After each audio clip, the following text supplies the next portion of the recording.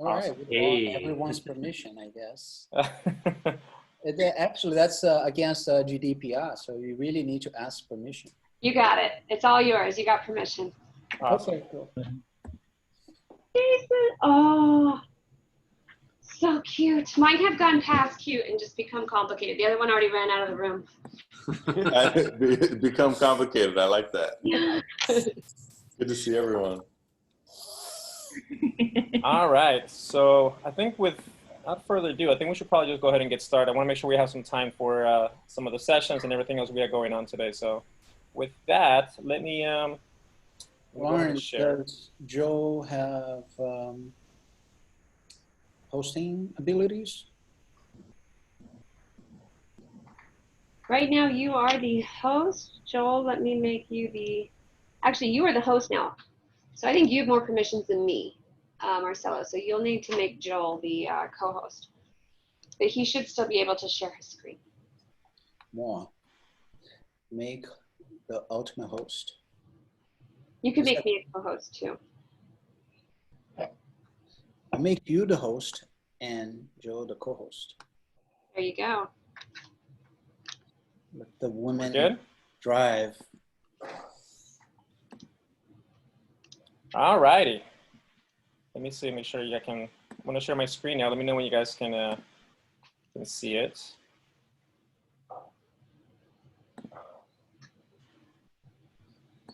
This is great. Can you see my screen okay?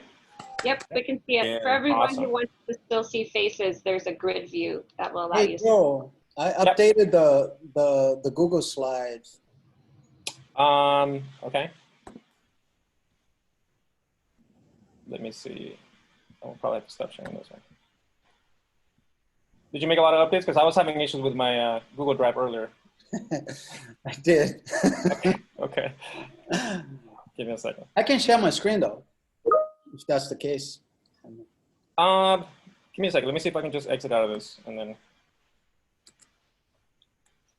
It's a perfect time to go grab your beer or wine.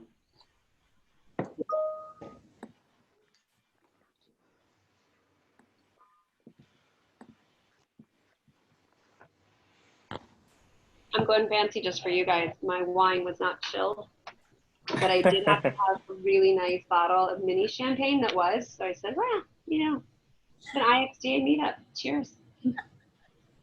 You broke into the mini bar? That's going to be so expensive. Yeah. Lauren, I thought that was a real background until I started seeing a funky silhouette thing going on there. Yeah, it's a beautiful, you should see, this is my personal computer. I don't have as many, but on my work computer, because we use Nearpod for work, I have a whole collection of backgrounds, and I have a window.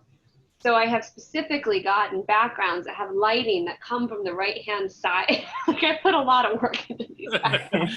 And then you blur them just right. So, Yep. so that, yeah, the whole thing is about getting the lighting to be convincing. This is my B set of backgrounds, so I appreciate the compliment.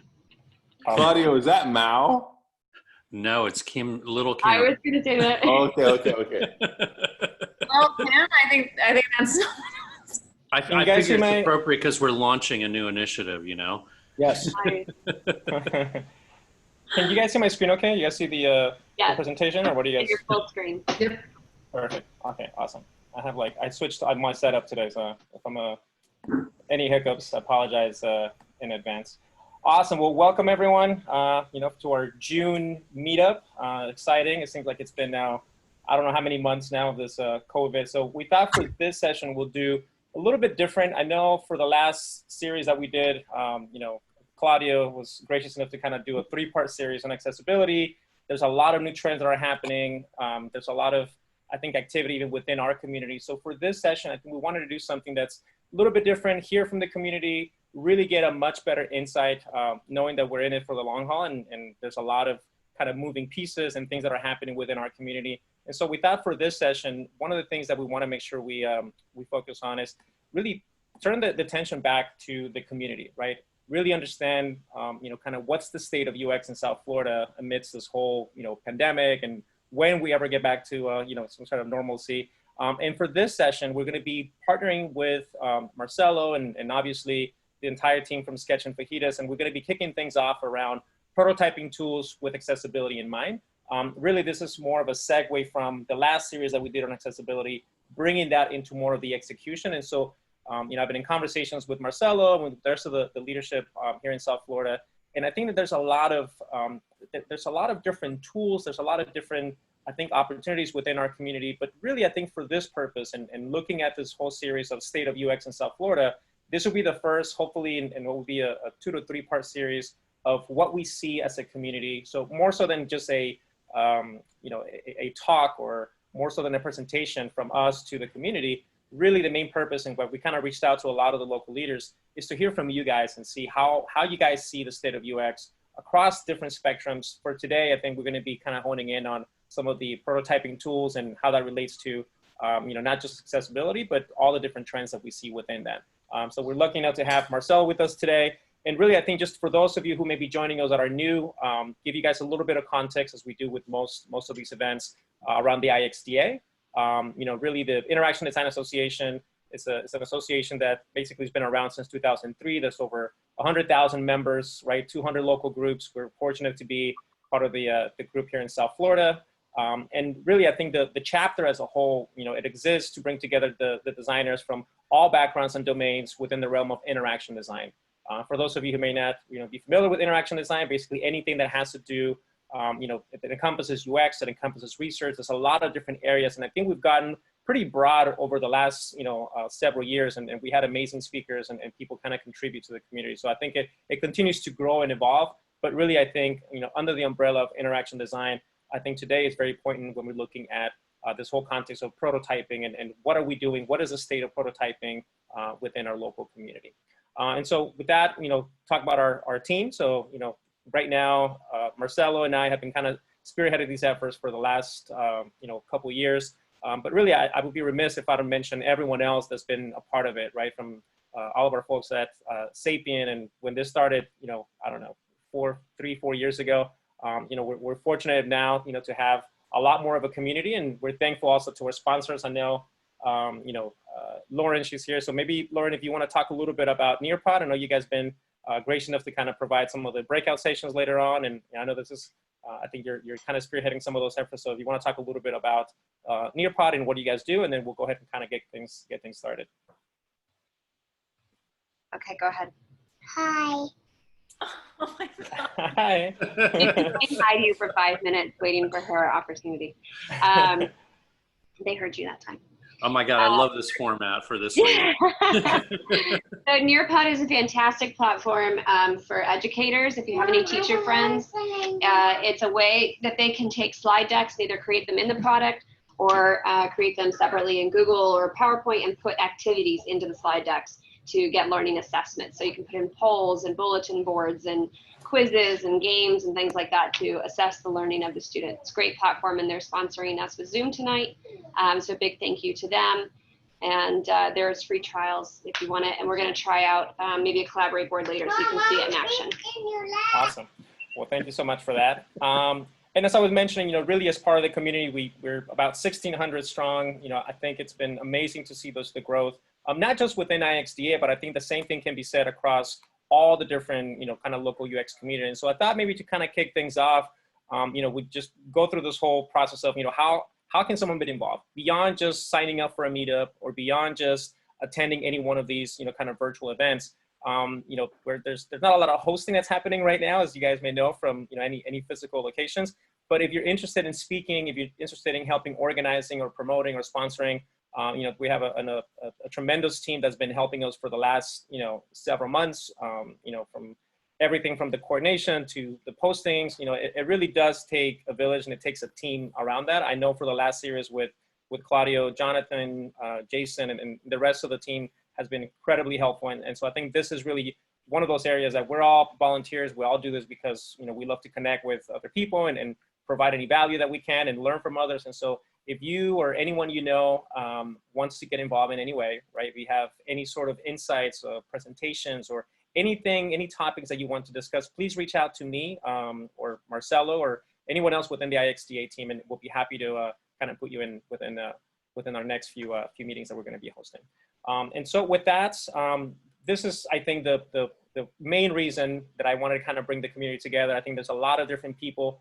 I think primarily as we start looking at how much the community has grown, I know we have a few members here that are joining us from each of these groups, right? From Yourportfoliosux to, SoFLUX to Sketch and Fajitas, Ironhack, FluxYeah. And so I thought maybe we start, I see here Sarah, so I figured, and I reached out to some of you here, so if you're here representing any one of these groups, please raise your hand, rather than me basically giving you guys a quick overview on what they do. I figured we'd just hear from them directly, and so we're honored to have you people here. So I don't know, maybe Sarah, you want to kind of kick things off if you're, let me see, unmute you here. Sure, yeah. So I think a lot of you know FluxYeah, but maybe don't know sort of like the history of it. It's something I started as a way, I had a lot of questions when I was starting out in UX, and I didn't really have anyone to ask except for the people right around me. So I wanted to start sort of a community to share ideas, to ask questions, all of these things. A few years later, and 900 people strong, although not all of those are active people, but it has become this community where people find jobs, people get feedback on their portfolios, all of these different things. But I think for me, like, not only has it been a community, but it's also been a place that has helped like sprout other communities. And that is the part that I love the most. So, there's book clubs, there's Yourportfoliosux, there's all of these, like different groups that have channels on there and have their own thing going on. So it's been fun to have that platform and see it grow. And I've gotten all my jobs from there, and I tend to hire from there too. So that's awesome. Well, thanks for joining us. And I think also thank you for all the work that you guys do. I mean, you guys have really become almost like the newsletter for the community, right? In so many ways. And I think part of that, I know you mentioned Yourportfoliosux. I wonder if we have anyone here from Yourportfoliosux. Like, huh?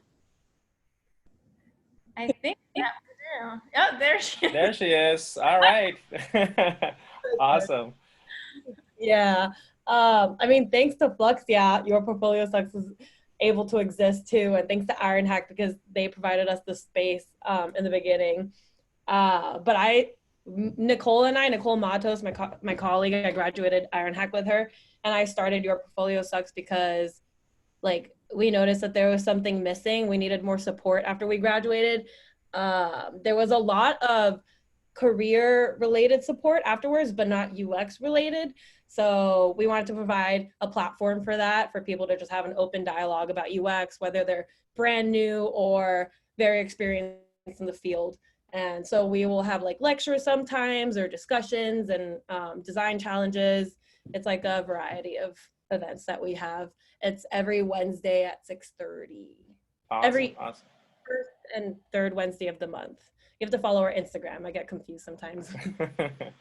Awesome. And then Lauren, I mean, obviously, SoFLUX, you guys have been awesome. You guys have I think one of the first ones out in the community. So if you're gonna, or Shane, I mean, you guys host amazing events as well. So if you can tell us a little bit about what you guys do, how you guys basically have been seeing this whole community grow over the last several years. I know you guys have been pillars of it. So happy to kind of hear from you guys. Passing that to Lauren. I was just gonna bounce it to you. Beat you to it. So we've been here for over 10 years. We got started early. It's a great community. We've got a lot of people in it. I think it kind of goes along with a lot of what happens here.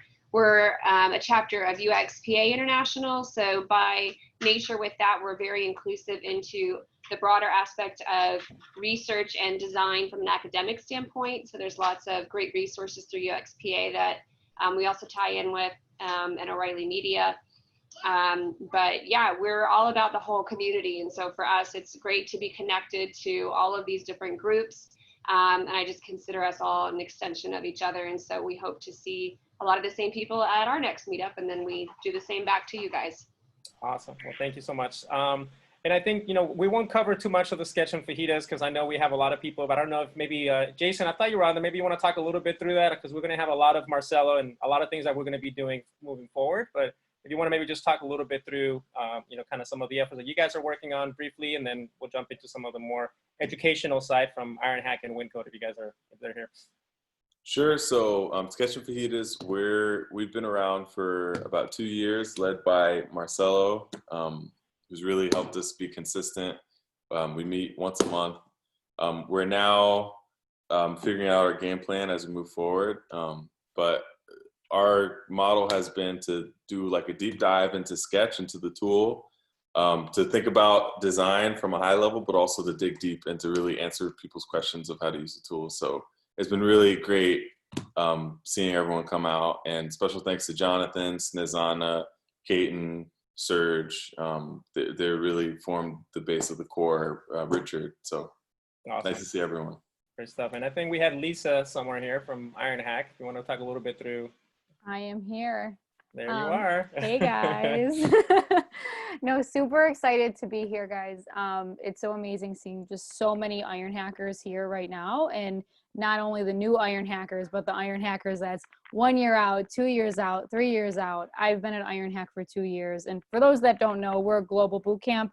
Miami's our only US location, but we have campuses all over the world. And the kind of the really exciting thing about COVID, I guess the one positive thing, is that we're now able to tap really into this global network of UX designers all over the world. So I'll do a quick pitch with you guys. If anyone ever wants to speak globally, you let me know. We can team up. But I'm just really excited to see, you know, how much Sketch and Fajitas has grown, how much FluxYeah has grown, how much, especially Yourportfoliosux. Really excited to see you guys all give back into the community. And I always say all the time, whenever someone comes in about interested in UX, I was like, you don't even understand how strong this community is. Like, they're going to take care of you. You guys have all done an amazing job mentoring these students.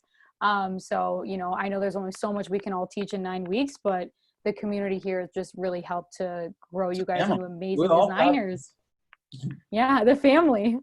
It's all family, yeah. So speaking, and I'd be remiss if I don't actually include as a community, right? And there's probably a lot more that we can include here. I don't know if there's anyone from WinCode who's joined us. I don't know if Vera or anyone else that's here that can speak a little bit through that.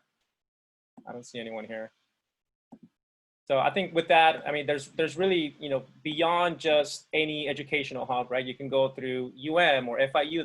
There's a lot of those pieces. And I think from the beginning, when Marcelo and I first kind of decided to take on this, you know, on more ongoing basis, we realized that, you know, education plays such a big role. But as you mentioned, Lisa, it's, you know, in a boot camp setting or even in a university setting, there's only so much that you can learn, right? And things change so quickly that even if you have a 4-year degree, or if you spend an intensive 9 weeks, right, or whatever amount of months you need to go through that process, there's always going to be areas or blind spots that until you actually do it on a consistent basis and you get support from those of you who've come before you, or, you know, as anyone who's already been, you know, in the community for a long time.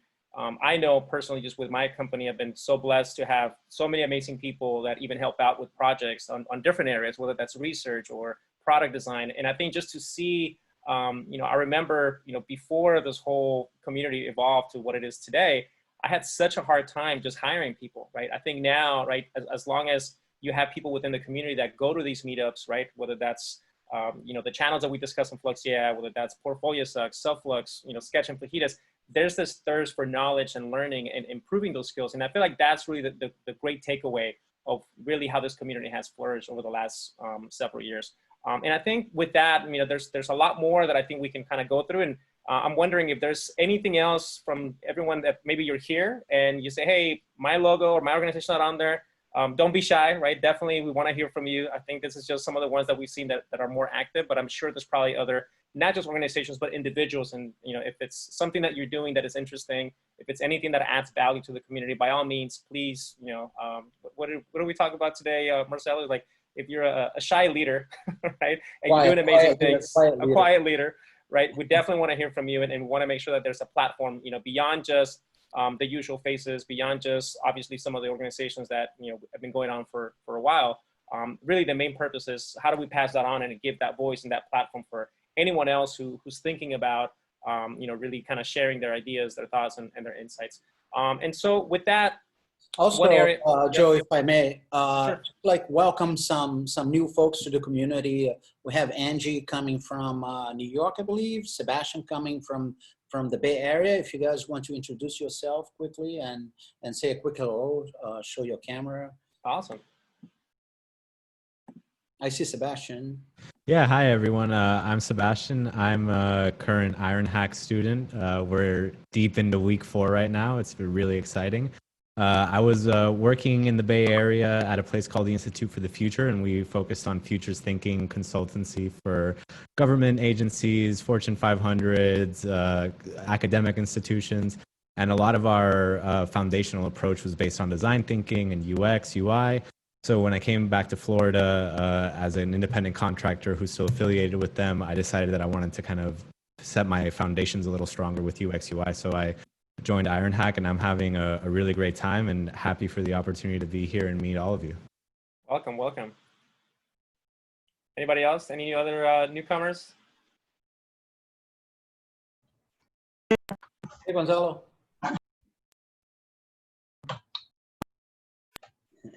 There we go. There we go. Now we're good. Hi, my name is Gonzalo Figueroa. I work in UX UI for as long as I remember I exist. Has been a long time before that name exists at all. Normally we do what I work is, I work with somebody else here already that she sent me the link, Denise Ortiz from, she used to be in Ironhack. She worked with us. I work in TrackPhone. It's a wireless company, and we have fun every day with the UX UI team, right? She does research, we do UX UI. So I manage a small team on that. And then beside that, on the afternoons, I have fun with family and designing video games and developing video games. Awesome. Well, welcome everyone. Thank you. So I think just to kind of get things started, really the main topic for today's conversation, right, is going to be this whole concept of prototypes. And I can think of, I'm sure there's a lot of talented people out there from what I know, right, I think within the community. Anytime I have any doubts, anytime I want to get caught up with the latest and greatest technology, the person that I usually go to is, it's usually called my better half, Marcelo, of like, hey, like what are the new trends, what's happening? As I'm sure it's the case for a lot of us in the community. So I thought for this conversation, we'll kick things off with Marcelo, but by all means, I think this is going to be really more of a dialogue within everyone, and definitely want to hear your thoughts on what is happening. What do you see, right, within the context of prototyping different tools, and really covering everything from how we got here to where we're going, and obviously getting each of our perspectives within that process. And so, with that, I mean, obviously no introduction needed here. There's a lot of the different companies and things that we've been involved with over the last, I don't know how many years now, 3 or 4 years, I think has been with IXDA, and even prior to that. And so with that, Marcelo, just kind of thinking a little bit through that, right? If you can maybe just talk a little bit through, how do you see prototyping? If you can tell us a little bit about, kind of how we got here, what is the background that you've seen, right, over the last several years? I know that a lot of things have evolved. There's new tools coming out. It seems like, every couple months we have a new tool that's out there. But I'd love to kind of get your thoughts in terms of how do you see the industry shaping out and kind of bringing us to ultimately what we're at today. Mm-hmm.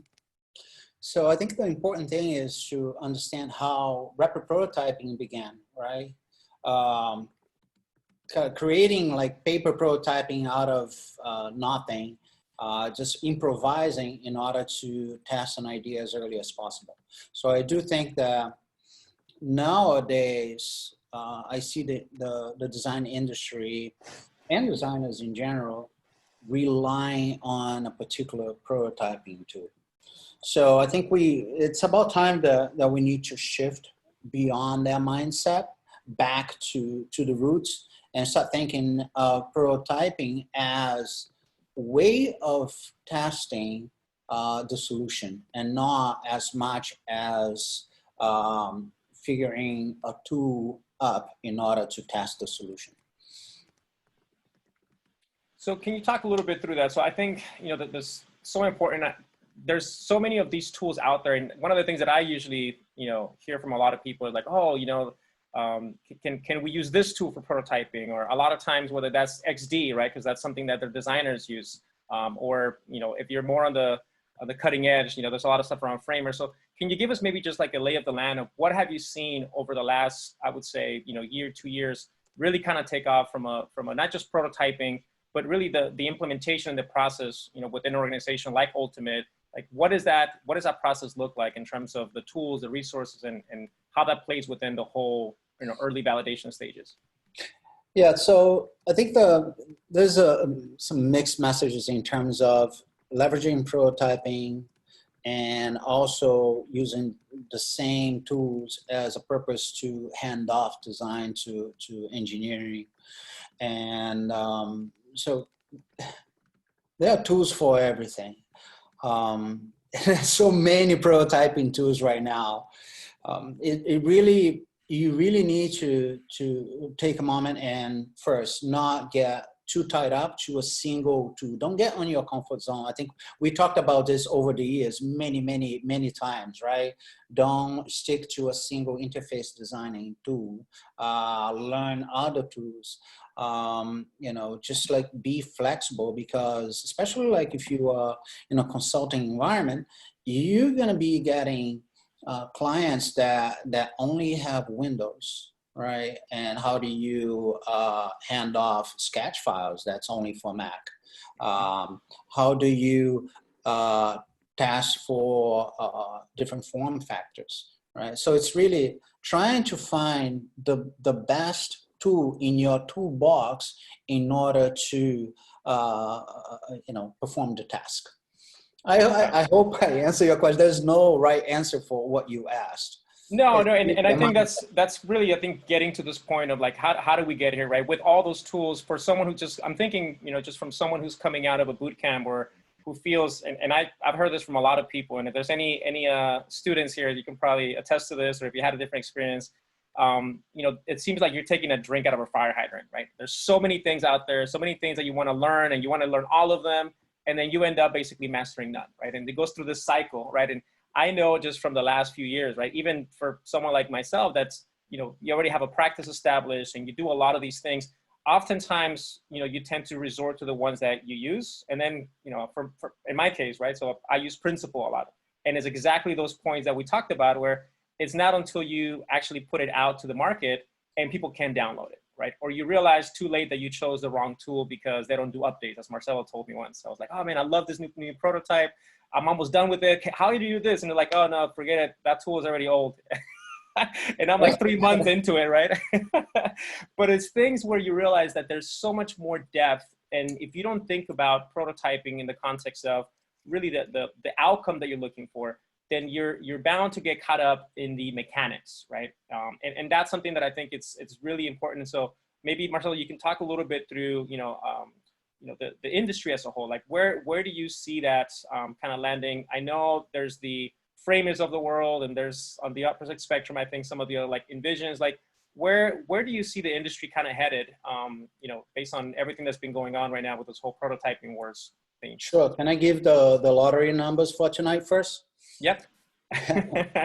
So I'll tell you one thing. So it's like Claudio is here, and he is such an influential person in my professional life, especially for the past year or so, when we start talking about, and I start learning, like remember the first PwC, it was an IXDA presentation, that was an accessibility presentation that we did with PwC and with Lizette. And to me, that night was like a fork in my life. Wow. And, yeah. So, and I, you know, I take the opportunity to thank Claudio for all his efforts with the community, really impulsing this community to be more mindful about accessibility. So why accessibility, and why are we trying to connect accessibility with prototyping? Today, we don't have a prototyping tool that can output accessible materials, right, for test subjects. And that's really where we're trying to head. And that's really where I hope that the prototyping industry can move towards, right? Giving us better tools to test our solutions with people with disabilities early on, not after it's implemented. We need to move away from remediating development mishaps to design and communicate accessibility needs, right? Very early on. So I think that's a lot to say about that. We can write like 5 books on that, be talking about 5 years in meetups. But I think that's the goal of tonight's event, is really to entice everyone to go beyond color contrasting tools, and to really start thinking about how do you include not only people with disabilities, but users with low bandwidth. Are you thinking about your design solutions in a way that there's like 1% battery left, or there is intermittent connectivity? So how do you think beyond like that accessibility patterns, but also a more inclusive patterns, including accessibility? That's great. And I think, I don't think just you speak for yourself when you talk about the influence that Claudio has had in our community. I know from my standpoint, right, we just did a whole series on that. And so we felt this was a good segue into, how do we apply that, right? And I think a lot of times when you think about accessibility, there's so many different ways that you can go about it, but it's similar to what we saw in the advent of mobile technologies, if you remember, right? When you start looking at mobile first and what impact that has in the way that you design. And so I wonder if you can talk a little bit through like this whole testing. I know you mentioned the industry, we're still kind of getting caught up, right? There's areas that, we want to test in HTML, and I know you had mentioned some tools out there that can go through that process. What are some things that you're seeing right now on the testing side to really kind of go through that process of, testing with accessibility in mind? What are some tangible steps for someone who's just getting started, who's new to accessibility, who's done some research? What does that look like in your view as we start looking at testing with accessibility in mind? User testing. Yes. You're talking about user testing, okay. Correct. So because there's definitely like the last session that Claudio gave was around testing code, right? Testing your websites for accessibility. There's definitely like a new slice of the market, like trying to focus on user testing with accessibility in mind. So maybe Claudio, do you want to talk a little bit about BID's company, Fable Tech Labs? Oh my God, yeah. I mean, we've been fortunate enough to start working and partnering with a company out of Toronto, where these guys will assemble. They'll assemble panels of people with different disabilities. So if you want to test a product or you want to test a concept, I mean, you're not just testing with blind users. You could get somebody who's hard of hearing, or you get somebody who's deaf, or somebody who has trouble working keyboard. So, I mean, one of the difficulties that we have as designers or as UX designers is putting a product out there and not considering all these use cases. So, I mean, the beauty of working with Fable Tech is that they will work with all those, they'll let you try out all those different use cases in a real testing environment. So you get some genuine feedback. And a lot of times it's really surprising. A lot of times it's not what you would expect at all. That's great. So let me talk a little bit more about what I am trying to do on my professional level. If you go on YouTube and you search for YouTubers, they're visually impaired, right? There are a number of folks trying to communicate their lifestyles, how they're overcoming the barriers that they go through in life. And whether it's dyslexia, whether it's blindness, hard of hearing, like this afternoon, I was really having a really hard time to focus on something. And I finally told my friend, I said, look, I'm having a hard time focusing on this. It was like a research finding. We were trying to put the data together. And so I'm having a hard time focusing and reading all the responses. Can we please do this tomorrow, right? So we all go through these, whether it's a permanent or temporary disability, we all go through these moments, right? But going back to finding people that can test your solutions, like if you are a visual designer, if you are picking the right font type for your design, try to find someone who has some cognitive challenges, just to see if they can read that text with that particular typography well. Think about when you are creating motion graphics. I think there's someone here who does motion graphics. Think about people with a vestibular disorder, right? That have like they'll get.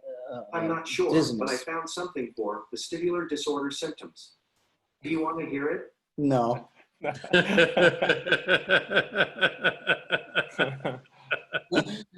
So exactly. So this is actually a bad design, right? Even people. English is not my first language. I know I have an accent. And especially here in South Florida, it's such an inclusive, diverse community. So having an accent is also a speech, in a way, a disability, because sometimes, like, I'm trying to talk to I'm not going to mention her name, and sometimes the device doesn't understand me because of my accent, right? So where is the gap? And should the designer or other designers thinking about my profile? So to make the story short, find people to test your solutions, no matter what you're doing, but find people in a inclusive manner. Don't find the 80%. Shoot for the 100%. All right, and like the 20% is really important. So in speaking about this 20%, I know, Claudio, you covered some of those areas in the past. I know there's organizations and vendors and people that we can basically go out, rather than, you know, hiring a company out of, you know, anywhere in the country. Like, are there any local resources that you can recommend? Is there anything that we as designers can do, almost like this quick and dirty research, right? And something that we can start testing and validating efforts. Do you know of anything that we as a local community could leverage better? So I have my friend Eric Barrett, who I was hoping was going to join us on this meetup tonight. So he's like the head for technology at the Lighthouse of Broward. So he and I have been going back and forth for some time, trying to set up like a good, viable testing program that can basically, where you can do user testing with blind users. You can do it remotely, and you can set it up as a rigorous testing program. And you know, we've run into a bunch of challenges. We've run into some challenges with our own legal department at Royal. I would say the biggest challenge that we have right now, and let me just put this out there because we got like such a brain trust here in this room here, is that we need somebody who's really good at designing user research to design how we would handle this research so that we can do it properly over Zoom. We can give feedback. But we've got people available. They're inexpensive. You know, I'm calling it like dial-a-friend sort of research, where essentially you set up a call and you get very quick feedback from somebody who's a native screen reader user. That's great. Well, I mean, I think we have a pretty broad community here. So, and I know a few people just within this group that focus on research. So if that's something anybody wants to tackle or want to, you know, any support on that, definitely reach out, because I feel like that sounds like an interesting project that I think we can all benefit from. So I want to shift gears a little bit, right? I think we cover a lot of the stuff on testing.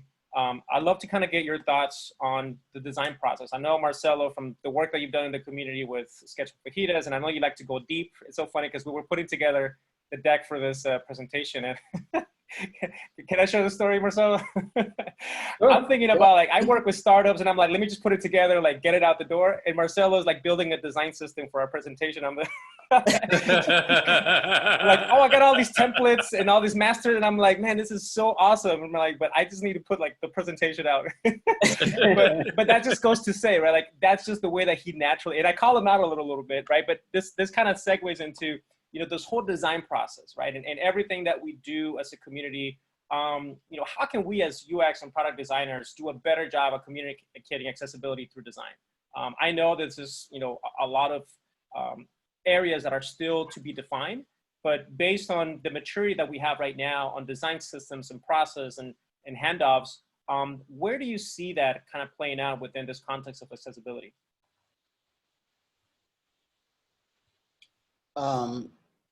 I want, like, in terms of design process, there's so many things that we can do. So the first things first, like what Claudio just mentioned, leveraging nonprofit institutions like the Lighthouse, the Lighthouse of Broward, right, where you can actually interview them. So you can bring accessibility during user interviews. So that's as early as possible. And with that in mind, you can then start creating, including accessibility use cases into your existing user personas. You don't need to create a persona just for someone with disability. Otherwise, you're gonna have, like, I don't know, 50 personas, Claudio? 30 of them? Yeah, probably. But you can think of adding use cases into your existing persona, right? One example that Claudia and I were talking about earlier was if you design a button, there are some guidelines on the size of that button. It's not only that you can reach that button with the keyboard or with the assistive technology, but there are users with a pointing device that they are interacting, navigating the tool with a pointing device, and it's very hard to target, especially like if you're far away. It's very hard to target a tiny target area. So make sure you take that into consideration, right? Your user stories can be as, you know, first you need to have design principles that are inclusive, right? Of not only people with disability, but inclusive of all kinds of disabilities, all kinds of connectivities, low bandwidth, right? And so start taking, especially if you're a leader in your organization, you are empowered to influence the design process or the product life cycle. Take those into account. Go through each checkpoint, each milestone, and put your accessibility hat and try to account for the 20% early on. Right? The earlier you get those, the less expensive your cost of change will be. So based on that, right, I know you're big on kind of design patterns and systems. Like, what does that look like, right, in the real world when you're looking at someone that, like I just said, maybe you're pointing with little two or you have other areas, like, what does that look like when you translate that into a design language or a design pattern? Like, what are some things that we should be thinking about as we start building our design systems and pattern? Like, where does accessibility kind of play? And I know you mentioned it's early in the research project, but how does that then translate into the execution piece, which I know that's a big area for you? In a number of areas, like colors, the colors you pick. We all know about color tokens by now, and design tokens. And we pick the primary color, we pick the secondary color, we pick the functional colors, like for success, danger, warning, right? Those are colors. But, and this is another thing that Claudia and I were working on, is like the focus color has to be very, very distinct, right? Distinct enough from any other colors that you already picked. Now, if you pick a distinct focus color for a light and dark background, and then you start organizing your design tokens around that, just so you have a lot of contrast. Someone who has motion disability that needs, sometimes they need to change. They look back on the screen, where is the focus, right? So this is another thing. What the focus, right? So this will be a talk that we're gonna begin. What the focus, right? So I think that's something that needs to take into consideration, like in terms of visual design and architecting and design system, right? What's the focus color? Like labeling. How will assistive technology respond incoming messages if there is an exception handling? If I type in the email address, improper email address, how will the assistive technology and how close to the input field the visual and the audio description will appear. So there's so many details, and these are all out there. It's a matter of like talking to someone who's more experienced in the community. We don't want to pretend that we know everything about accessibility. That's part of why I am so connected to the community, because it forced me to learn in order to share, right? That's great. But I don't know everything, right? I rely on Claudio. I rely on my colleagues at Ultimate. I rely on so many people to learn. And as I learned, I came up with a process of document in a way that I can share easily. I think that's kind of the bottom line in terms of, you know, what do you need to do in order to apply the accessibility layer throughout your design processes. Ask questions, right? Engage with the community. Don't think that staying in your realm for the entire week without communicating with other designers, with other thinkers, right? You will find a way to design in a more inclusive way. I think that's so important. Go ahead.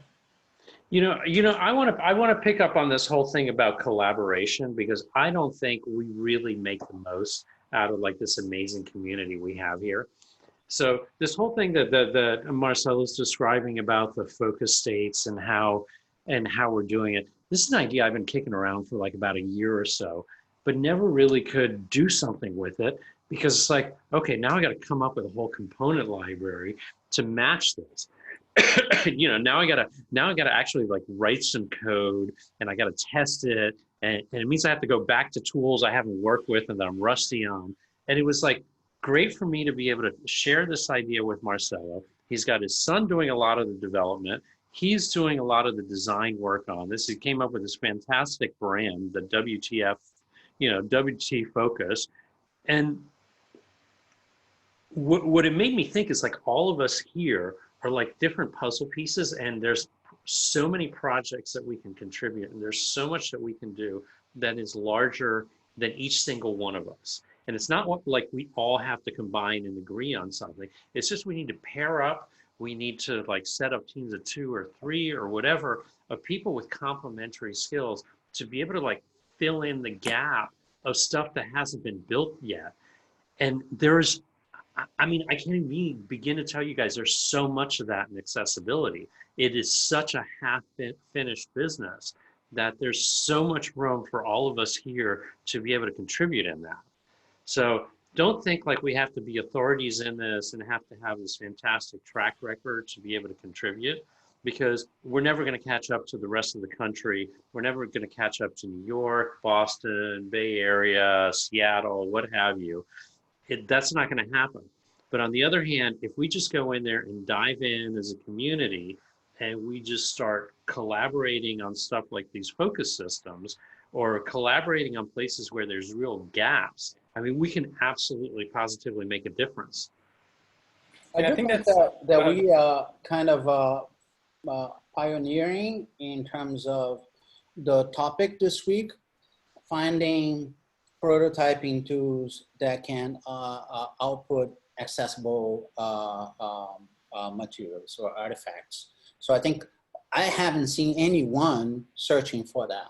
And I do have a very good radar. I have a lot of feeds that I follow. No one is doing that. This community can help with that, right?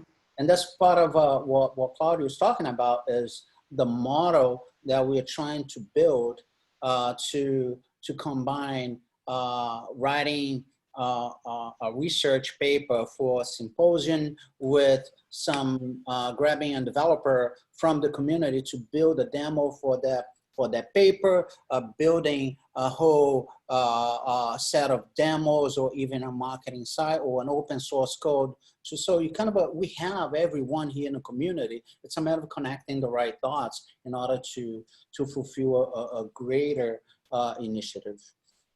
That's so important. And I think I just want to kind of, you know, add to that.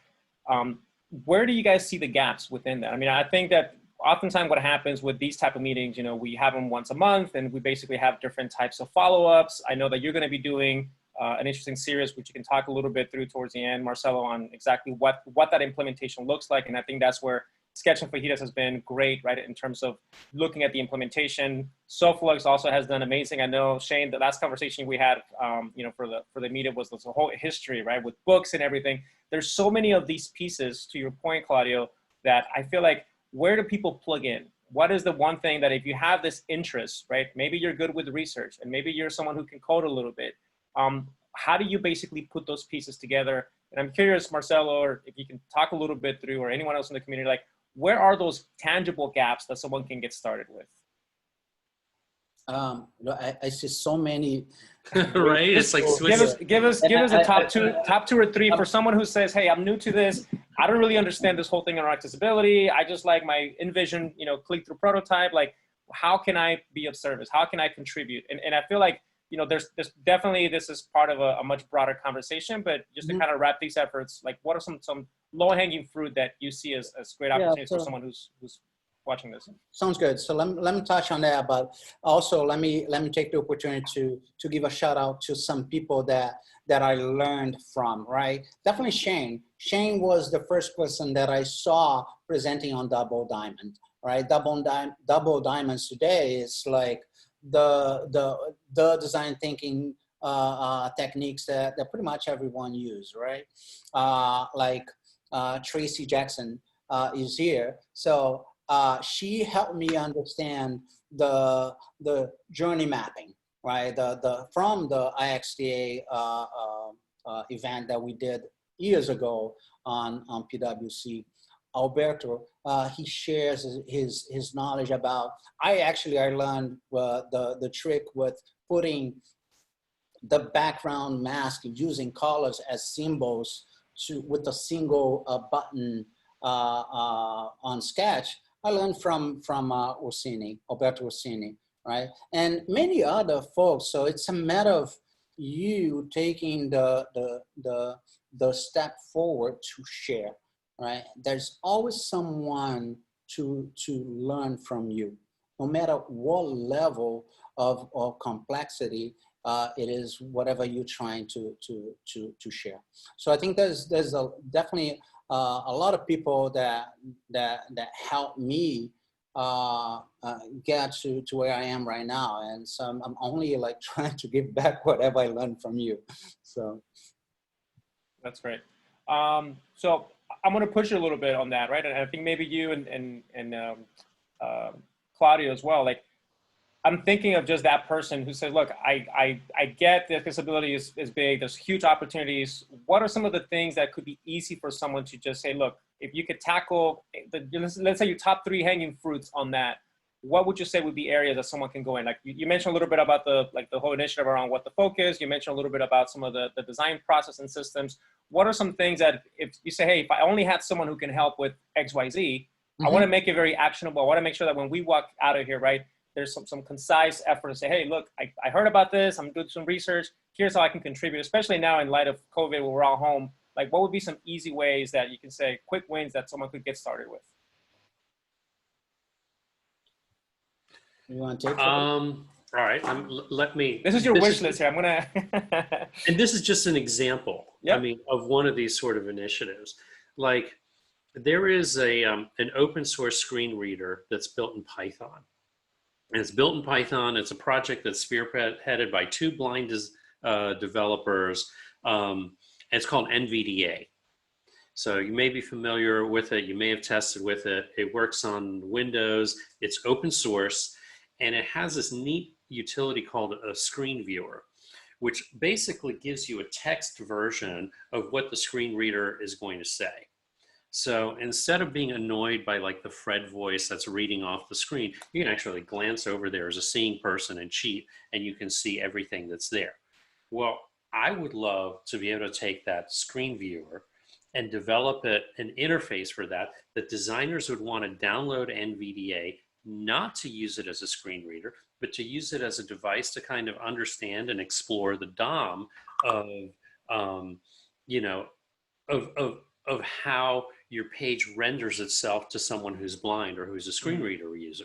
So it's a matter of, you know, I've got an icon library that I built for Wave that is kind of open source, reusable, and could be matched with this project to really make a difference and develop this vital tool for designers. So that's just one example. I mean, I could probably give you, if I went back through my notes, I'd give you like 15 of those. Okay, but that's good. So, and I think the reason why I wanted to kind of get in a little bit of the details around that is just for people to be able to contextualize, right? If you're someone who has some coding chops, right? Or if you're someone who says, hey, I've been doing this work around, you know, entire libraries of iconography or certain areas.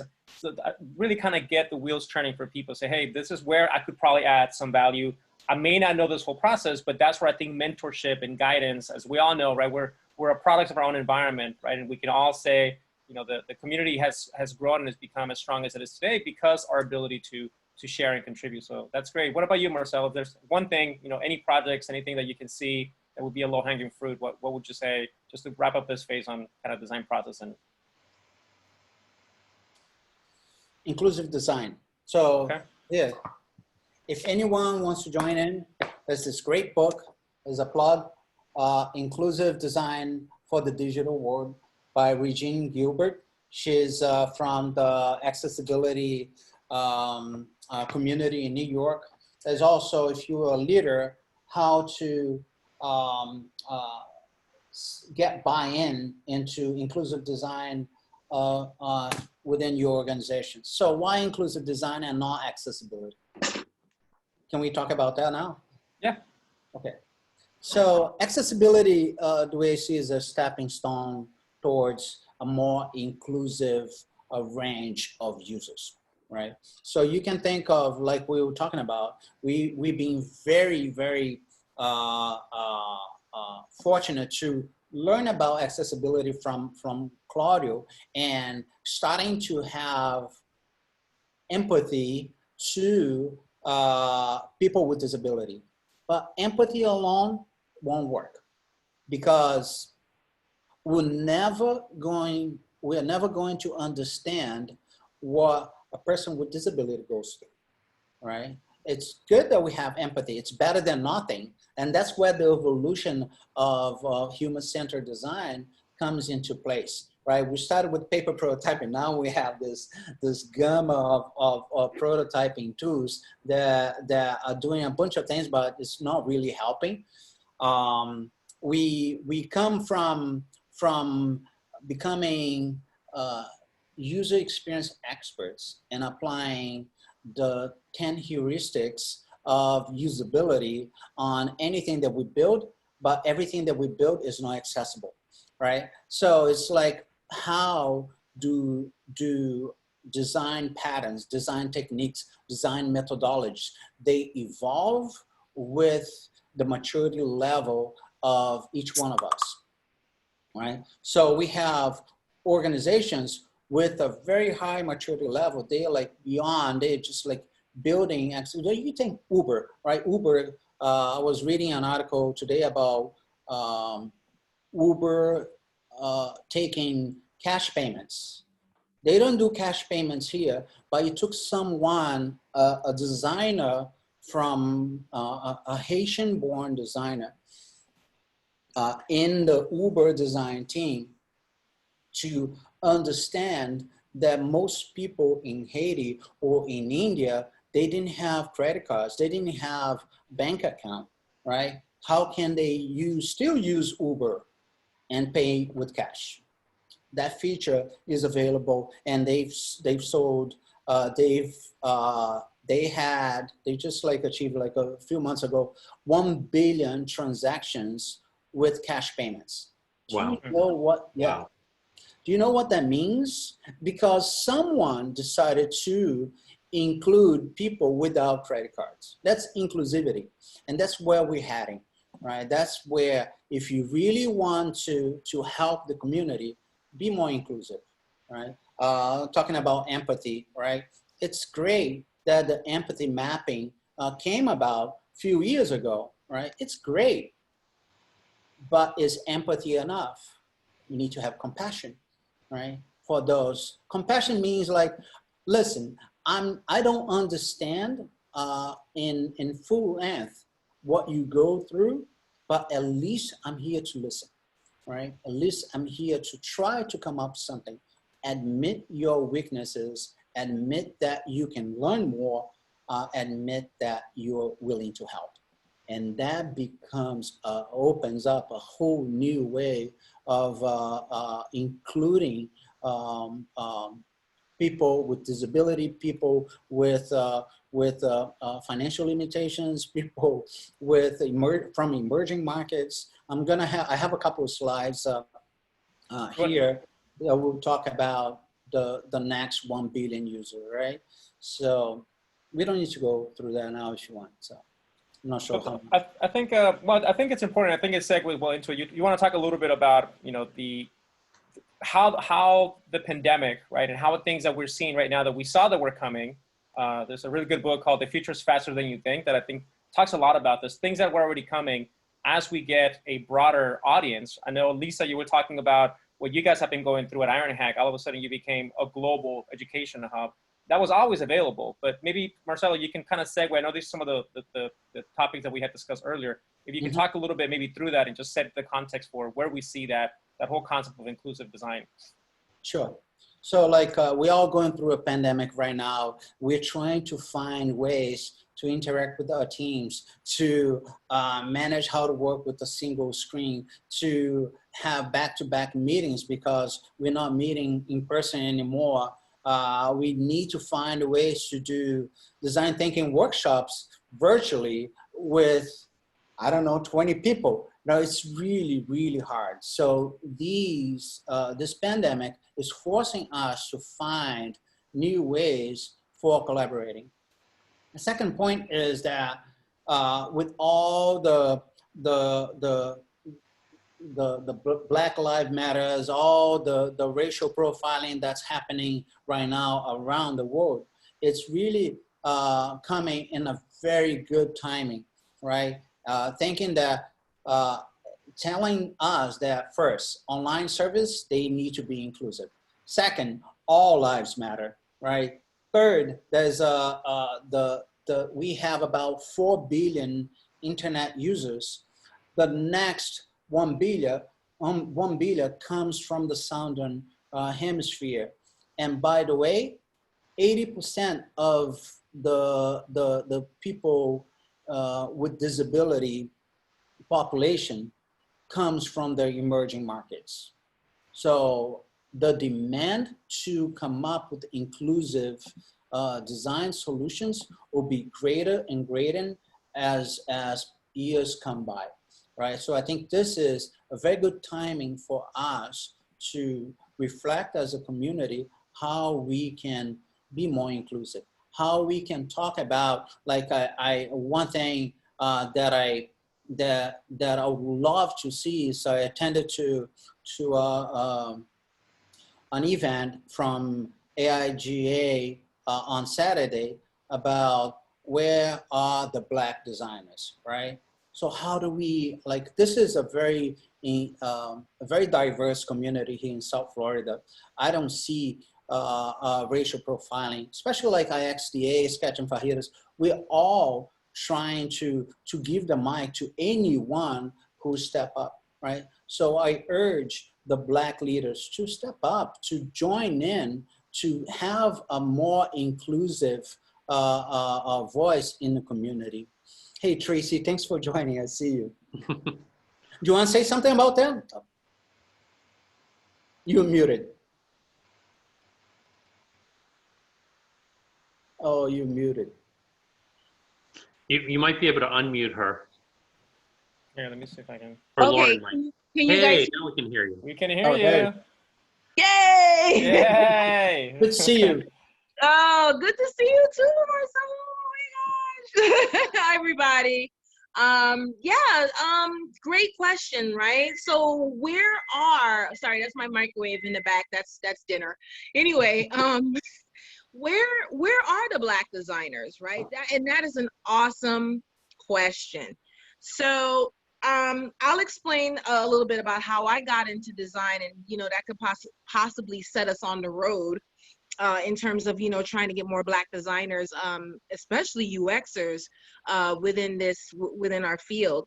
So a little bit about me. I went to Florida A&M University, which is categorized as a HBCU. What's an HBCU? It's a historically Black college or university.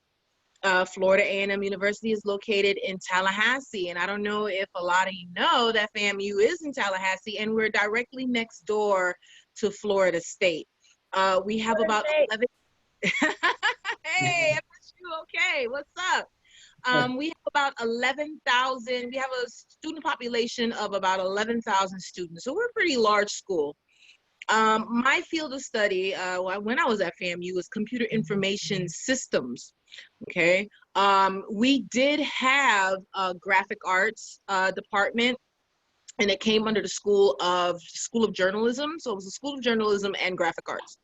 So a lot of the HBCUs do have a graphic arts department, but they're relatively small. And at the time, and I'm kind of dating myself, right? At the time, a lot of newspapers, right?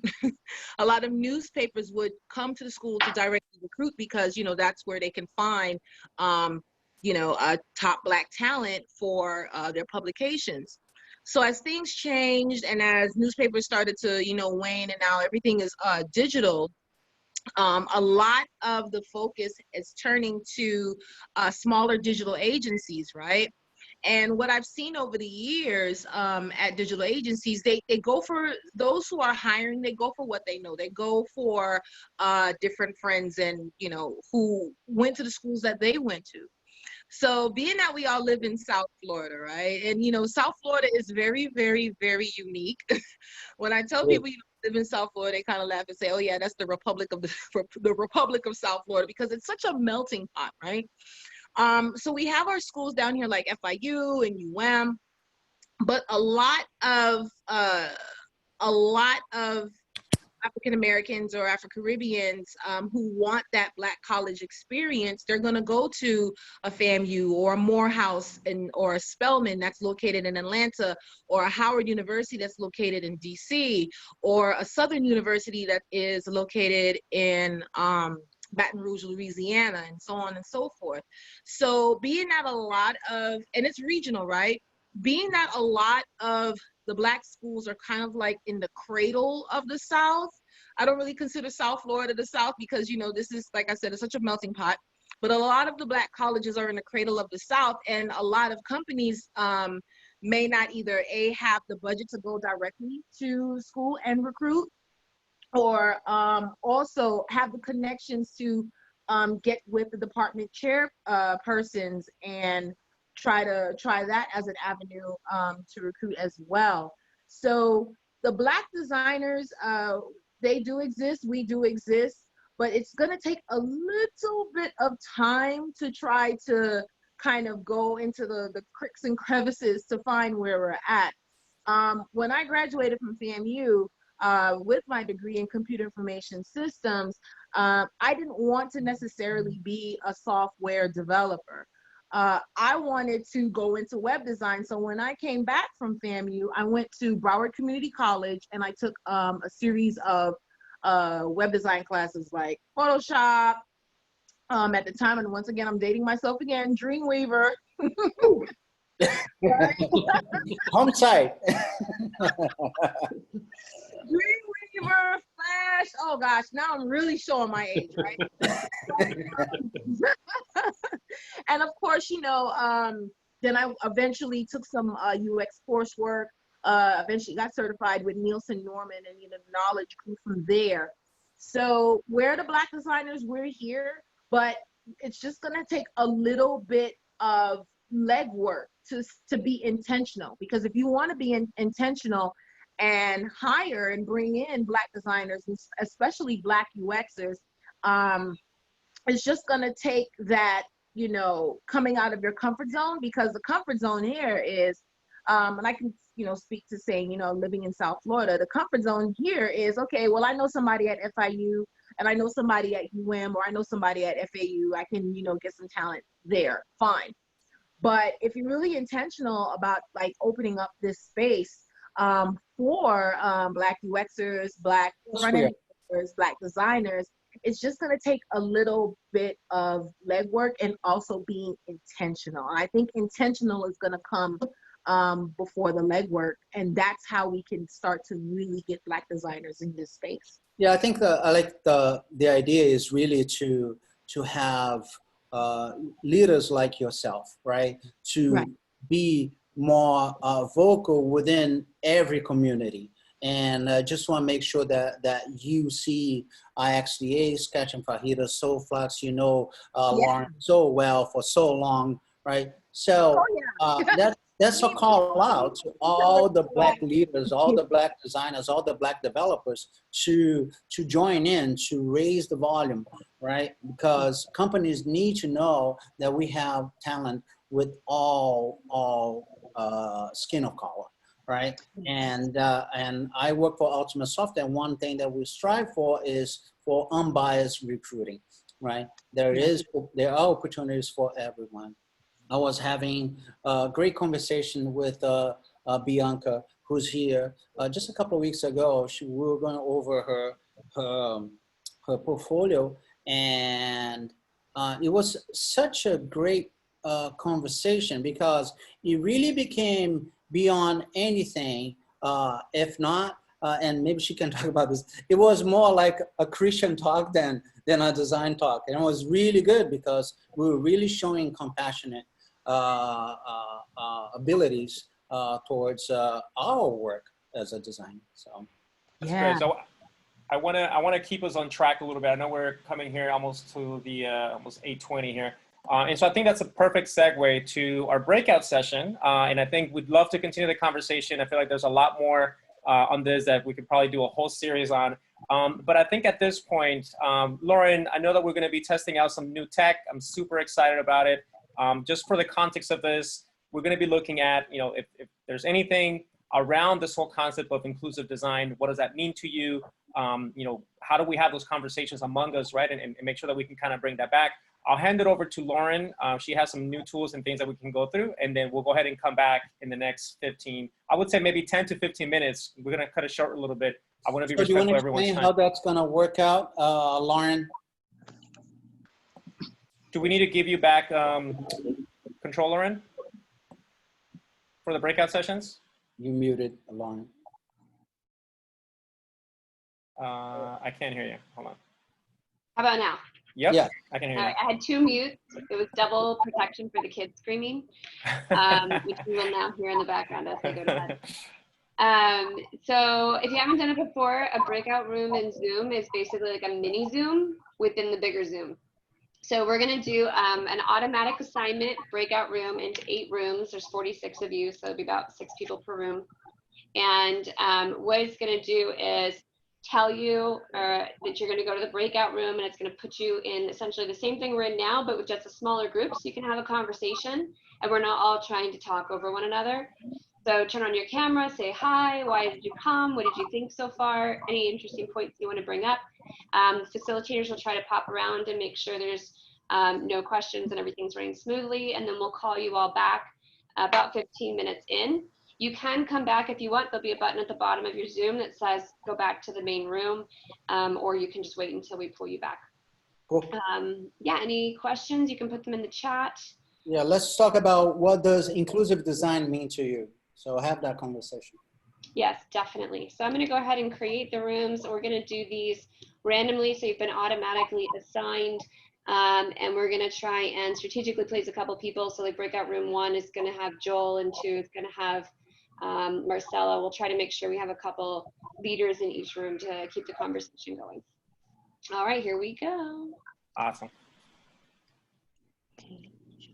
You've been invited, so just click join and you can head on into your room.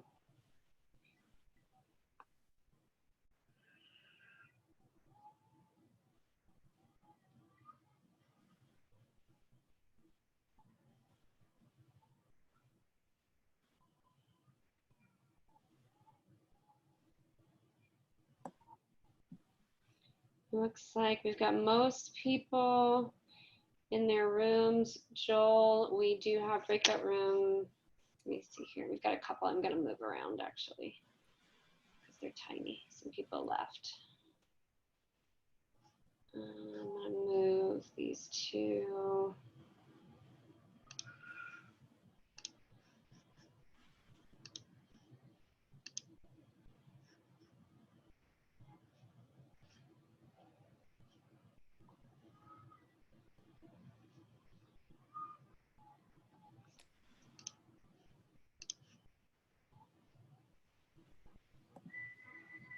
All right, and Joel, if you click on the breakout room box, I think you can see the breakout rooms and jump in and out of them.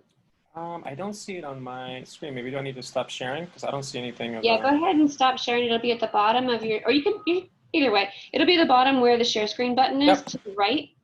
And you'll get a little pop-up and you can see the different rooms. Room 7 is empty now. I moved everybody around. Okay, there we go.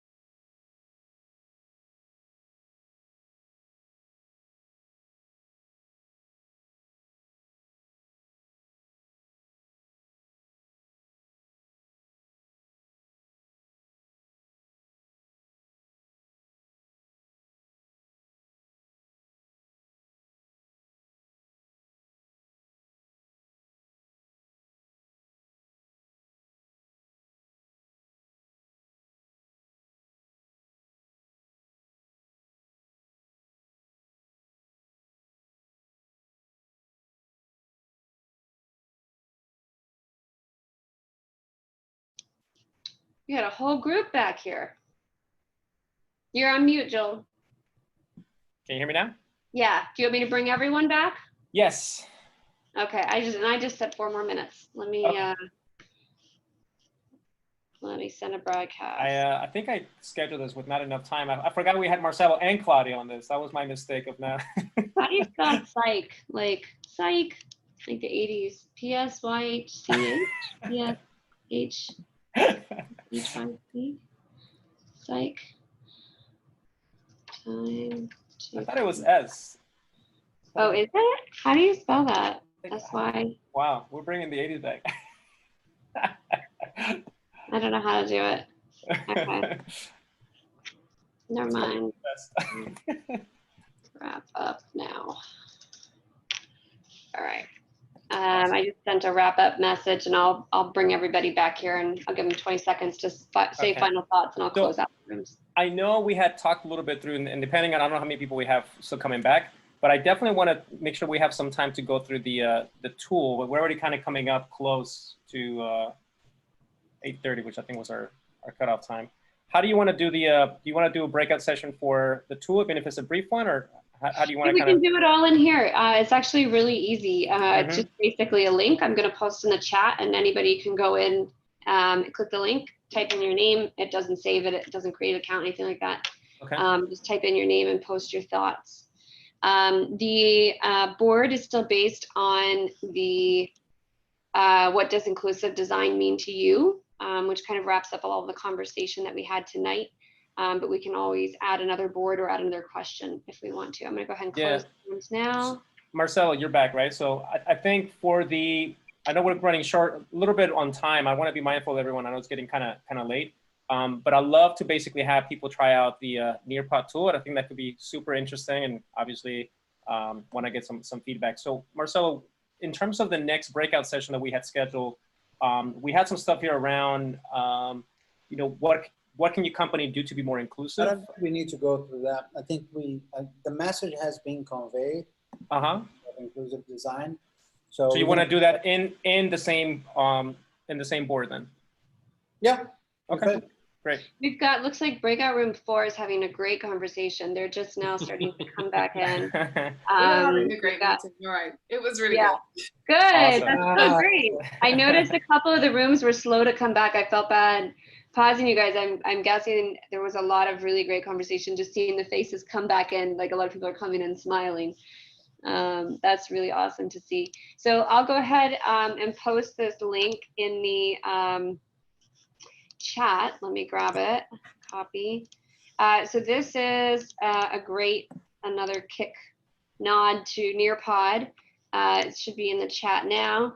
You just click the link and it's going to ask you to type in your name, and then it's going to bring you into a Nearpod lesson.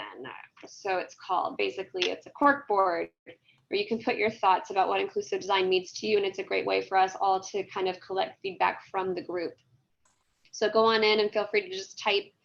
You can add images, or you can just type in, and then we can comment and like on other people's ideas. And Marcelo, you can maybe monitor and comment on any ones that you find to be particularly of interest. Okay. Lauren, do you want to maybe share your screen and maybe do the first couple ones just so that we have?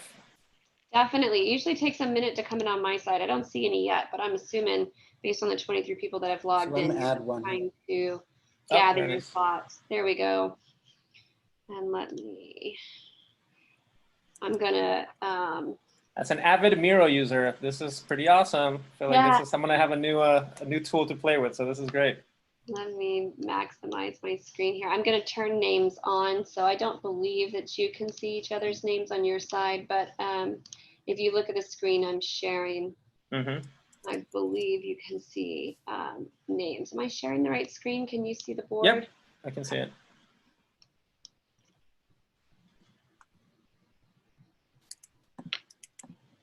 So you can see who's posted in case you want to talk to anybody in particular.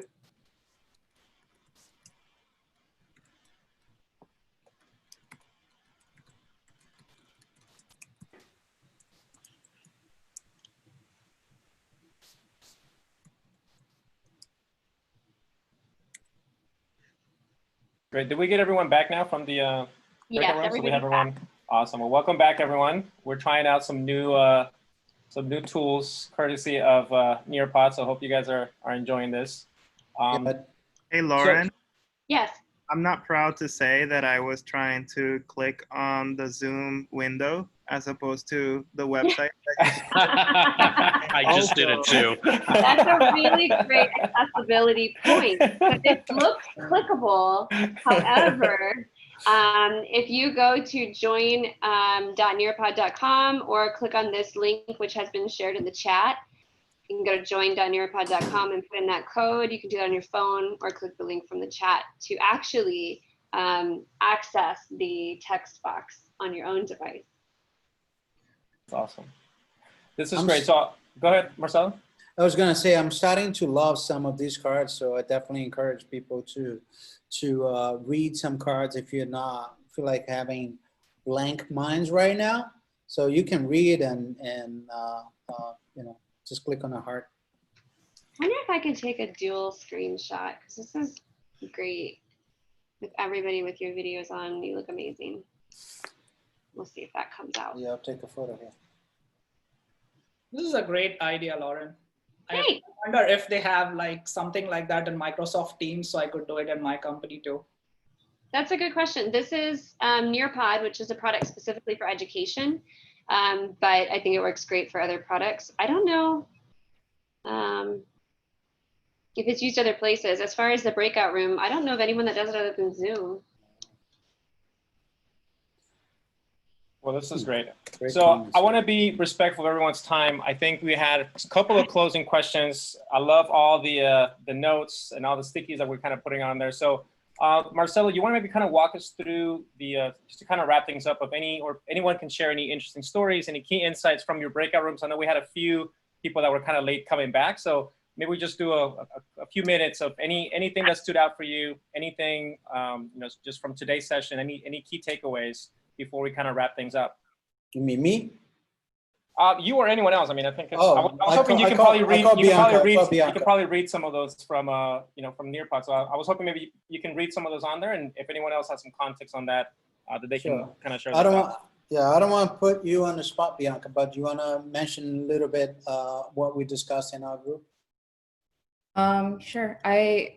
Well, for me, it was more important to put accessibility first when designing, and rather than wait till the end, just because I was giving the example of Twitter that came out with their new feature, and everyone started, like, a lot of people were angry that they didn't think about accessibility, and now they have to think about integrating it at the end, which could be quite challenging. So I think for me, accessibility is like access for all. It's simple as that. Just think of everyone while you're designing. Okay. Good, thanks. We have a great question on here. What is the difference between inclusive and universal design? Oh, this is an outstanding question. You can thank Serge for that one. All right, sir. So I'm actually, so maybe Claudio can talk to that, but I can give a quick practical answer to it. Universal design, you can think of the American with Disability Act in 1990, right? And after that came the Web Accessibility Guidelines, the WCAG. So Web Content Accessibility Guidelines. So inclusive design is to universal design what WCAG is to ADA, right? Universal design was created back in the 90s, and inclusive design evolved out of there to focus on digital product design.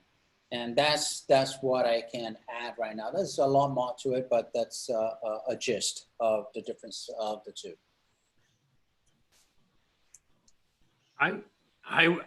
I would define it a little bit differently, where universal design is thinking of a design that is one size fits all abilities. So it's you come up with one design and it modifies itself to fit every single ability level that you have out there, or it fits a number of them.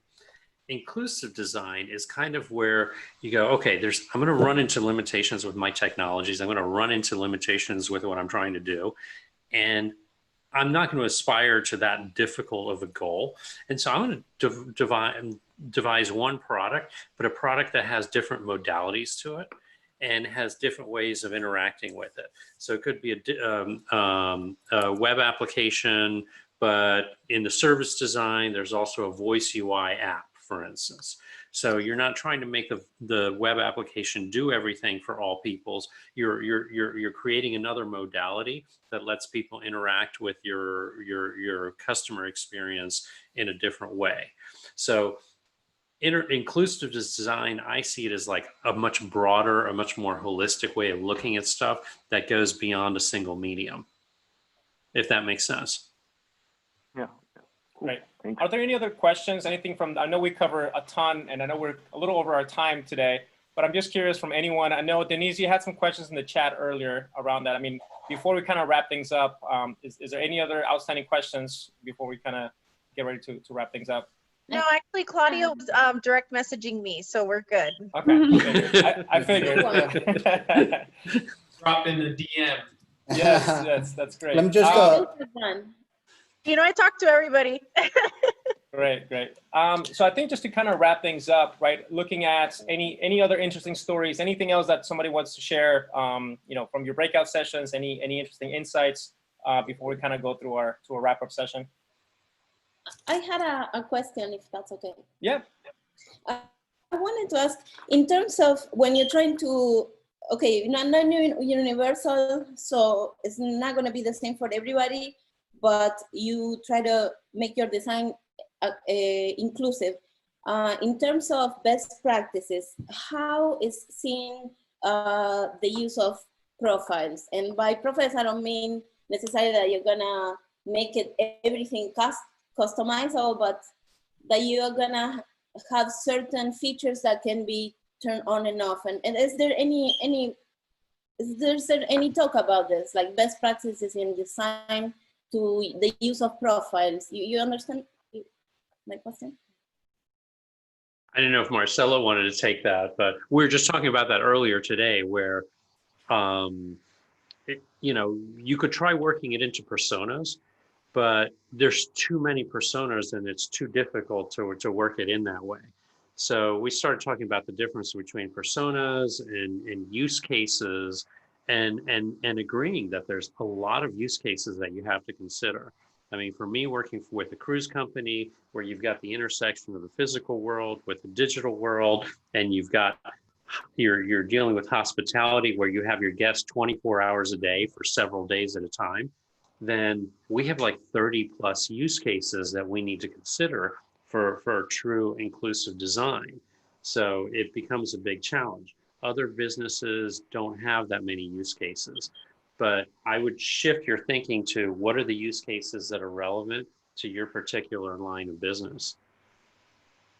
I think if I can add something to that, just because it did remind me of working at HBO prior and Claro Video, there's also situational things. And I think Marcelo alluded to this earlier. Like, for example, when we started working with Latin America, there's this assumption just because we're in this bubble where everybody just enters their credit card online. And we had to do a lot of digging from people that are coming from different backgrounds where that's not their reality. They're relying on partners or prepaid places to, you know, buy something physically with cash to be able to establish that trust before they even share a credit card. So I do think that, you know, it's worth for us as UX professionals to really dive deep into the use cases, like you said, Claudio, that pertain to our industry and that affect the users that we're trying to make their lives better, right? By using our products and really understand where they're coming from. Those play an important role as well. Anybody else? Marcelo, you have any thoughts before I share any of mine? No, I would echo the same response that Claudio did. So I'm gonna preface that with the article that I read recently that says like personas are dead, which I don't know that I buy, but I think it brought out some really interesting arguments. I can tell you from some of the work that I do a remote user testing. I would say if you have looked into the jobs to be done framework, it's a good starting point, because that'll basically bring you more into like, what am I trying to accomplish, right? What am I trying to do beyond, you know, who am I within this very narrow scope of a persona, right? And one of the things that it's an interesting kind of layer that you want to start looking into, not only what is the outcome or what is the job that I want to get done. If you think about it in the context of service design, that would be the top, your actor would be the user, right? The layer that you would want to start looking into is what are the touch points? And that, I think, somewhere in the middle is where this whole concept of accessibility, inclusive design plays in. That's more of a holistic approach. I know we have Tracey as well, who's also a master when it comes to journey mapping, but I would say probably look into service design, company service blueprints would give you a really good indication of where those gaps are, more so than just a typical persona, because as Claudio mentioned, there's a lot of them. And if you try to break everything out into each individual persona, you end up doing something that may be too niche. I don't know, Tracey or anyone else who has some experience in journey mapping or service design, if we can add anything to the conversation.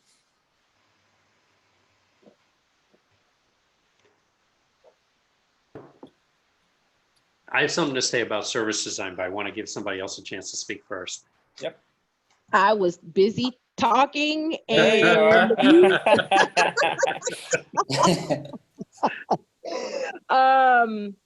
right. So with journey mapping and especially with service design, that it's really key, because I feel like that's where you can really find gaps and opportunities to not only improve the UX, but see how you can insert that I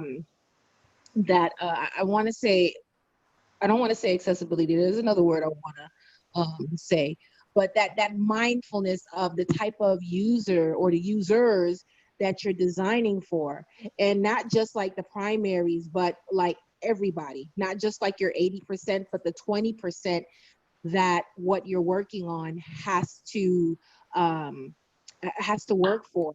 Good example, right? When my mom, right? She's 76 years old, 77 years old, right?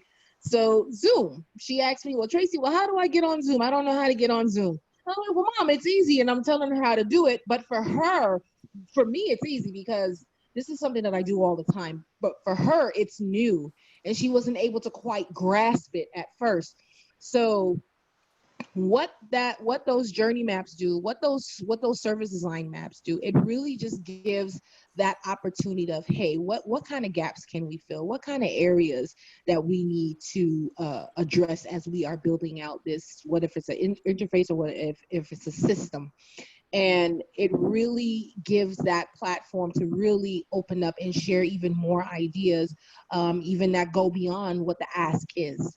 So. Very cool. Great. So with that, I know, Lauren, you have to still kind of ready for us another interesting link from Nearpod.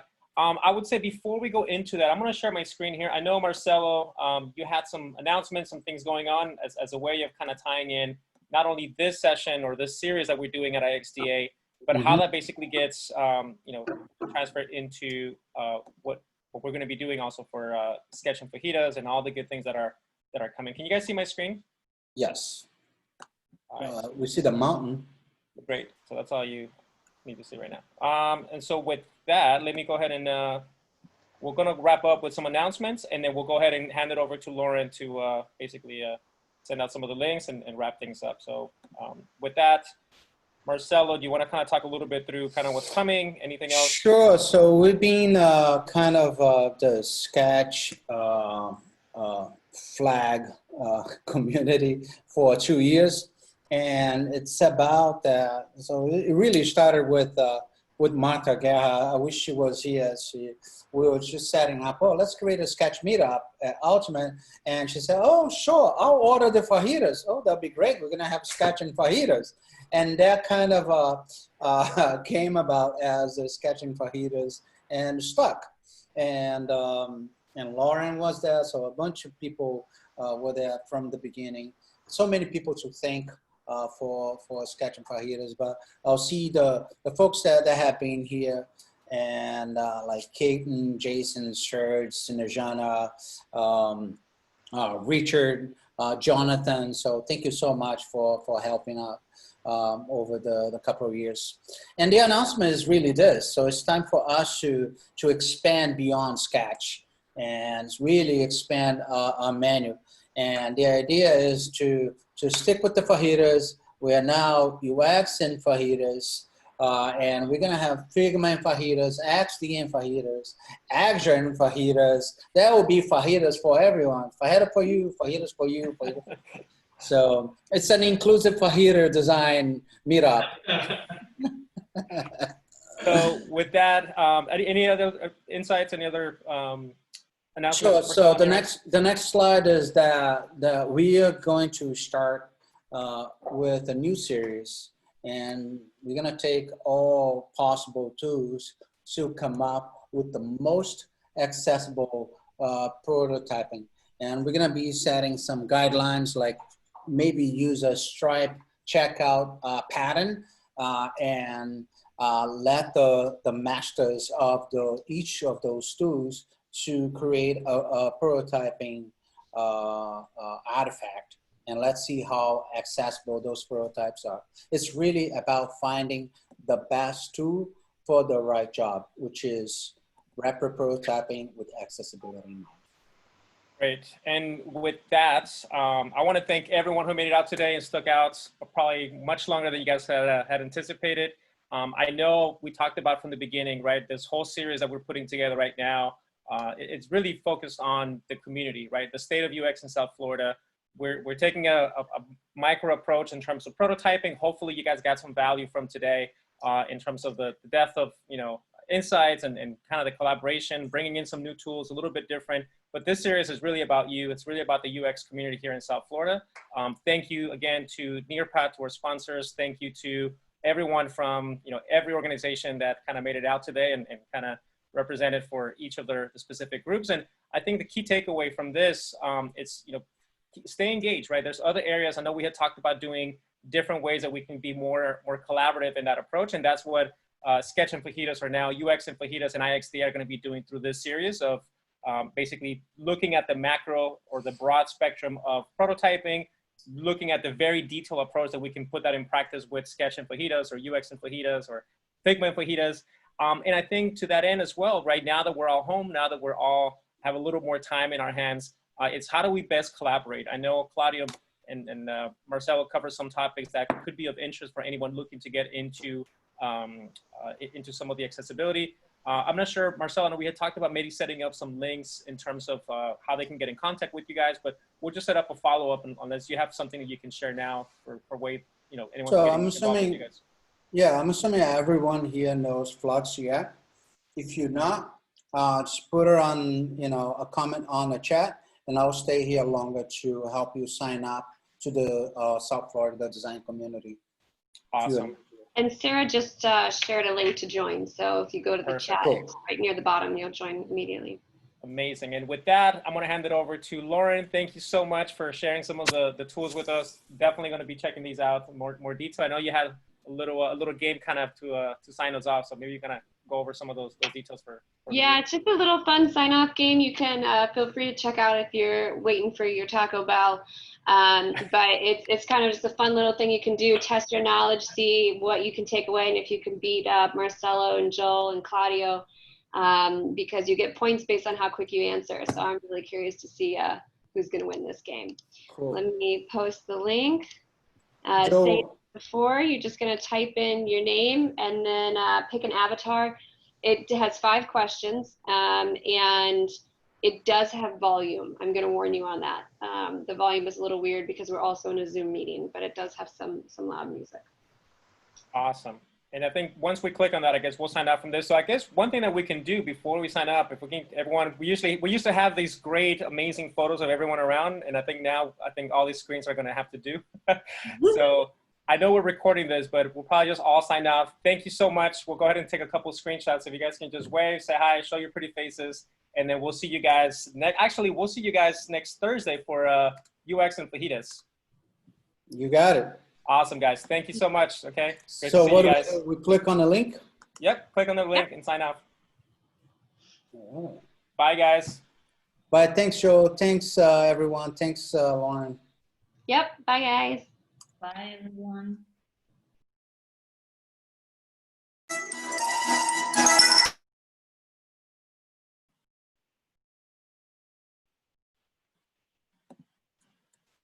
Oh, this is like Animal Crossing. I'm gonna stay. For anybody who wants to stay, I'll share my screen with you guys. Let's see here. Where's my share video? Share screen. Oh, look at this. Oh, you can see the teacher view on my side if you're curious. Love all the people coming in. We've got 12. I wonder how many. We'll wait another second and we'll get started. David, great character, David. Huh? David, great character. Good choice. 13. Okay, I'll go ahead and start it. You got to answer quick. Get ready. Wait, my other, hold on. Let me see if I'm Okay, I'm waiting. Hold on. It's kind of like that trivia. Do you remember the trivia from like Damon's Restaurants or whatever? That what's that called? The trivia from the restaurants, sports restaurants. Hey, how come Brenda has a different character? You ready, Joel? I think so. Hold on. Give me a second. Joining in.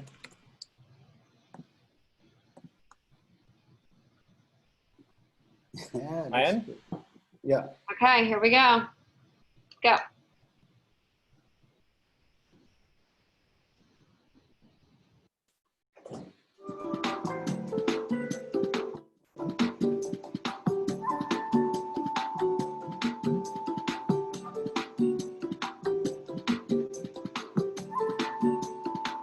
I'm horrible at this.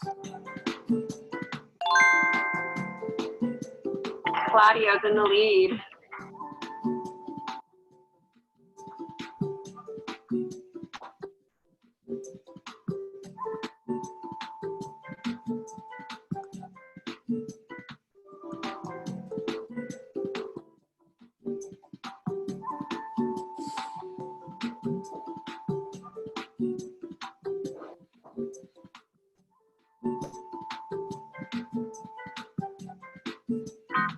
You did good, Lauren. So this is great. I'm gonna be the last one.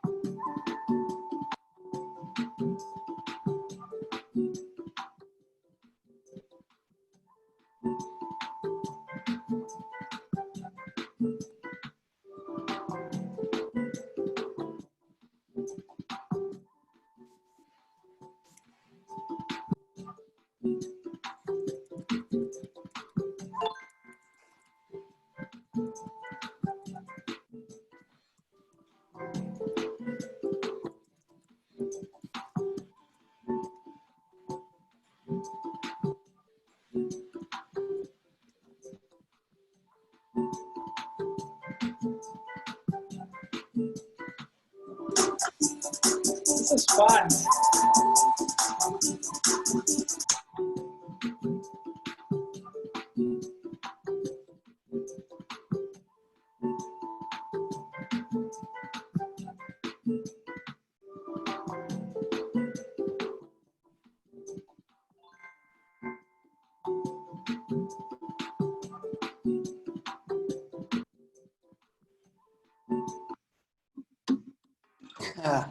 Of course.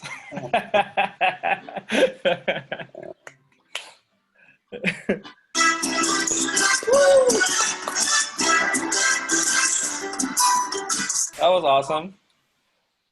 That's great, guys. Thank you so Really much. cool. This is awesome. Glad I took some screenshots. See you guys. Bye, guys. Have a good one. Thank you. Have a great night. Bye. Thanks, Joel. Take care. Bye, guys. Bye-bye.